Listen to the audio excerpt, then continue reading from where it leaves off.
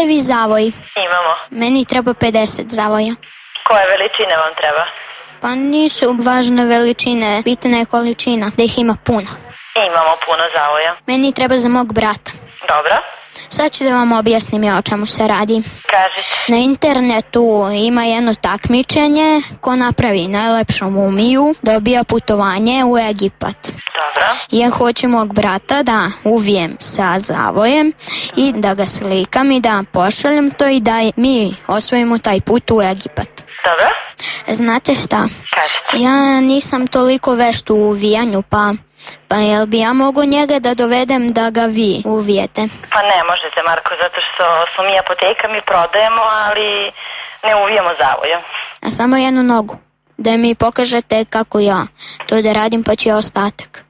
Pa znate kako, nismo mi baš toliko vešti u tome, to više mogu da vam pomognu medicinske sestre. Aha.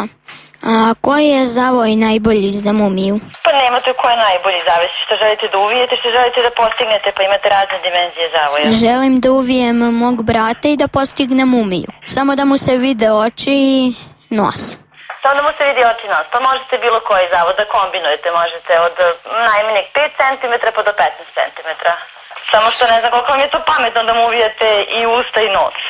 Pa ne, ja ću samo oči i nos da ostavim, a usta ću mu uvijem. Pa možete bar i usta da mu ostavite ako ostavljate oči i nos. A, vidite da znate da umete da uvijete. Pa naravno da znam, ali ne znam da vam pokažem. Uz osmeh život dobro zvuči.